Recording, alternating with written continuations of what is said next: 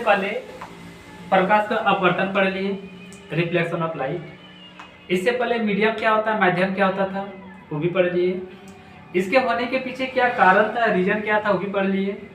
उसके बाद इसका कुछ उदाहरण भी पढ़ लिए थे, जैसे पेंसिल टेढ़ा दिखाई देना, स्विमिंग पूल का गहराई कम दिखाई देना पर असर होता है ज़्यादा, ठीक है, पानी के अंदर कोई चीज़ बड़ा दिखाई देना।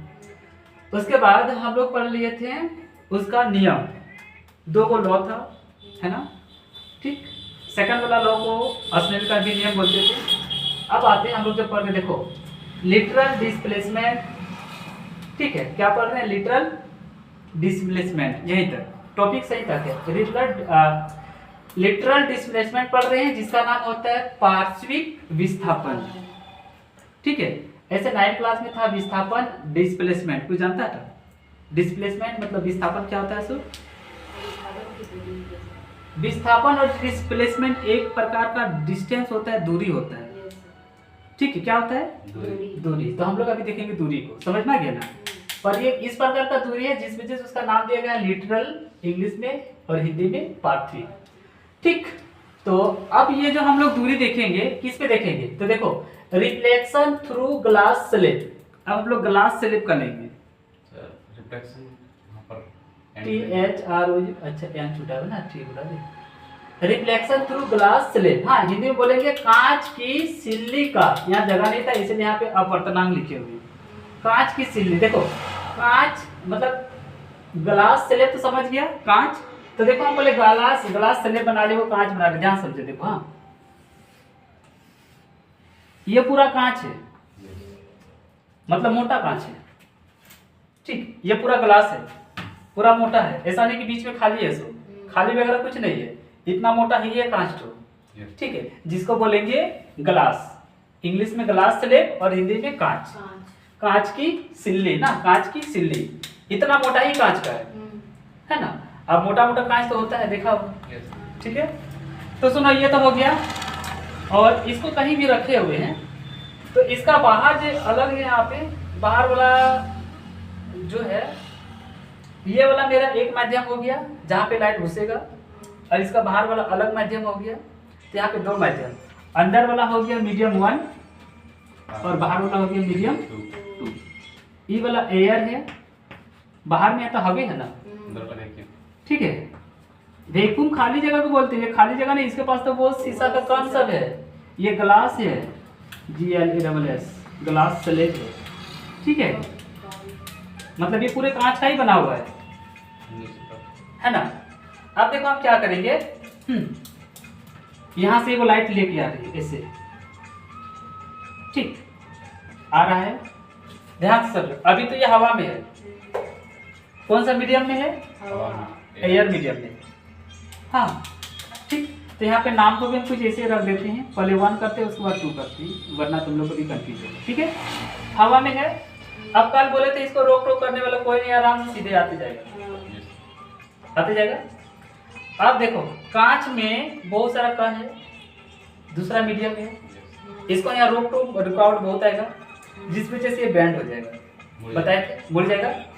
अब सुनो ध्यान से ना, अगर ये सीधे जाता तो हल्का टेढ़ा लेते हैं, तब समझ में आएगा।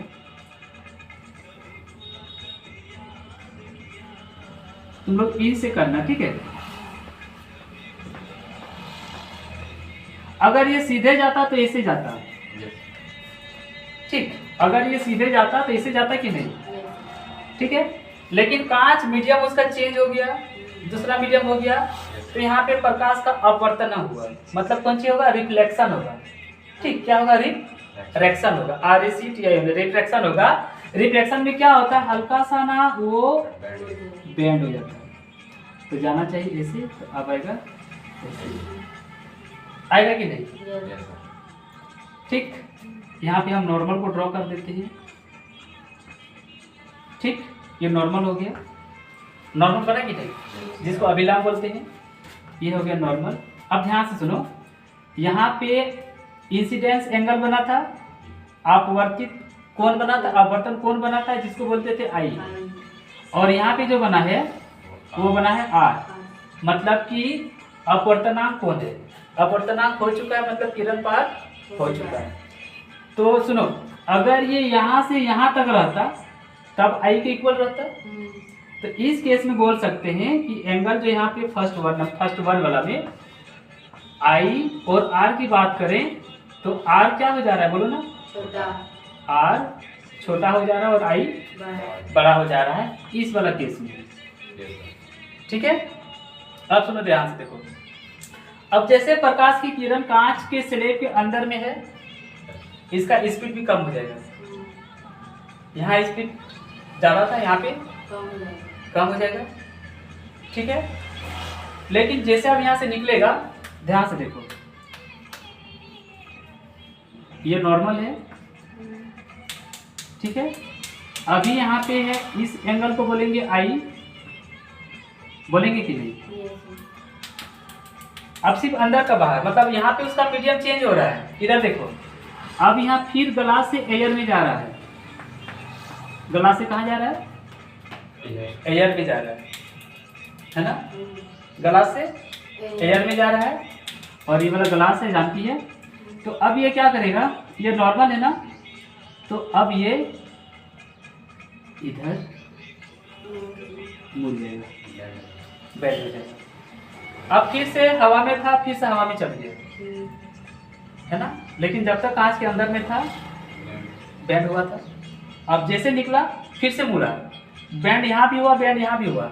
लेकिन यहाँ पे ध्यान से सुनो, यहाँ पे आर का वैल्यू कम दिख रहा है कि ज्यादा दिख रहा है? ज्यादा। तो यहाँ पे आर का वैल्यू बड़ा है। ठीक है, देखो, हाँ, एक माध्यम से दूसरे माध्यम में गया, वन मीडियम से दूसरे मीडियम में गया। ठीक है, तो एक जगह आर छोटा था और एक जगह आर बड़ा है। समझ में है? अब सुनो ध्यान से, हाँ, अब हम इस टॉपिक का मेन चीज पे आ रहे हैं। इन दोनों के बीच में जितना डिफरेंस है, इसको बोलते हैं दूरी। दूरी है ना, अब दूरी का ही दूसरा भाई डिस्प्लेसमेंट, बस सत्य वो सीधा में होना चाहिए। डिस्टेंस की दूरी होता है अदिश राशि, विस्थापन होता है सदिश राशि। इसका अपना एक डिस्टेंस है, इस डिस्टेंस को मान लेते हैं एक्स मान लेते हैं। क्या मान लेते हैं? तो यहाँ से यहाँ तक की जो दूरी है ना, इसी को बोलते हैं पार्थिविक विस्थापन। क्या बोलते हैं? इंग्लिश में बोलते हैं लिटरल डिस्प्लेसमेंट। ठीक है, समझ में आया? तो यहाँ जितना होना चाहिए और जितना बैंड हो गया, ये ओरिजिनल में होता। अगर कांच स्लैब नहीं रहता तो किरण ऐसे ही जाता। कांच स्लैब की वजह से इसका इतना डिफरेंस चेंज हो गया, इतना रास्ता मुड़ गया, है ना। तो जितना रास्ता मुड़ा उसी को बोलेंगे पार्थिव विस्थापन, मतलब लिटरल डिस्प्लेसमेंट। समझ में आया? इस वाला में देखिए एंगल आई बड़ा था, इस एंगल में देखिए एंगल आई छोटा है। ठीक है, एंगल का साइन है। अब चीज देखो, ऐसा होने के पीछे क्या कारण है? ठीक, इसका होने के पीछे दो कारण है। देखो, एक कारण, दो कारण। पहली बात देखो, दूसरा वाला पहले बताया ही ज्यादा समझ में आएगा। थिकनेस और मोटाई, सुनो ध्यान से। अगर इसका मोटा तो ज्यादा रहेगा, ये क्या था, कांच था ना, ग्लास था। ग्लास स्लैब की मोटाई अगर ज्यादा रहेगा तो ये एक्स का जो मान तो निकला है ना, डिस्प्लेसमेंट ज्यादा होगा, दूरी ज्यादा होगा। अगर ये इसकी मोटाई कम रहेगा, मान लो अभी इतना मोटा है, इतने मोटा रहता तो ये डिस्प्लेसमेंट तो कम होता, ये दूरी तो कम होता। समझ में आया? मतलब कि कांच का स्लैब का मोटाई को बढ़ाएंगे तो ये डिस्प्लेसमेंट भी बढ़ जाएगा, और अगर कम करेंगे तो ये डिस्प्लेसमेंट भी कम हो जाएगा। कौन सा डिस्प्लेसमेंट? ना लिटरल डिस्प्लेसमेंट, पार्थिव विस्थापन। समझ में आया? तो ये किस पे डिपेंड है कि कम करना है कि बेसी करना है? तो मोटाई पे, है ना। अगर हमको ज्यादा डिस्प्लेसमेंट चाहिए तो मोटा ज्यादा लेंगे, कम डिस्प्लेसमेंट चाहिए तो कम मोटा लेंगे। सेकंड पॉइंट हो गया, रीजन समझ में आ गया, किस वजह से कितना डिस्प्लेसमेंट होगा। तो ये डिपेंड करता है मोटा और पतला पे। फर्स्ट वाला देखो, अब देखो, हम बोले हैं कि जो ये वाला जितना मुड़ता है ना, देखो इसमें इतना मुड़ा है ना, जितना यहाँ पे इतना थोड़ा मुड़ा कि नहीं। ठीक है, अब देखो वो जो मीडियम पे डिपेंड करता है, किसी में कम मुड़ता है, किसी में ज्यादा मुड़ता है, बोले थे ना। तो वो ये बता रहा है कि ये किस चीज का है, ग्लास का है, पानी का है, ठीक है, कि किस प्रकार का ग्लास है। ग्लास भी बहुत प्रकार का होता है, शीशा भी, देखा ना। तो वो डिपेंड करता है कि किस प्रकार का ग्लास है। तो देखो इसको बोलते हैं रिफ्लेक्टिव इंडेक्स, ठीक है, जिसको हिंदी में बोलते हैं कांच का सिल्ली का अपवर्तनांक। अपवर्तनांक मतलब कितना मुड़ने दे रहा है, समझ में आया? कितना वो रिफ्लेक्टिव इंडेक्स हो रहा है, मतलब कितना इसको मुड़ने दे रहा है। यही बोला तो मीडियम में बताए थे, किसी में ज्यादा मुड़ रहा था, किसी में वो तो पदार्थ पे डिपेंड करता है ना, किस चीज का वो बना है। सो मीडियम अगर ज्यादा बड़ा है, ज्यादा घनत्व, ज्यादा डेंसिटी है तो ज्यादा मुड़ेगा, कम बड़ा है तो कम मुड़ेगा। तो किस पे डिपेंड है बोलो? कांच पे डिपेंड है या जिस चीज से बना है उस पे डिपेंड है। तो हम बोलेंगे कि कांच की सिल्ली का अपवर्तनांक पे डिपेंड है ना, ये जिस चीज का बना है उसी पे डिपेंड है। तो इसको बोल सकते हैं यहाँ पे रिफ्लेक्टिव इंडेक्स ऑफ ग्लास, इसी पे डिपेंड है। यही बताया सोच रहा है कि कितना मुड़ना है कितना नहीं मुड़ना है। सब तो दो चीज पे आ गया, पहला मोटाई पे और ये किस चीज का है, ये मतलब मीडियम टू किस चीज का है। पानी का रहता तो कम मुड़ता है ना, कांच का है तो ज्यादा मुड़ा दिया, तो कोई ज्यादा मुड़ाता है तो कोई कम मुड़ाता है। तो ये इस चीज पे डिपेंड कर रहा है, ठीक है।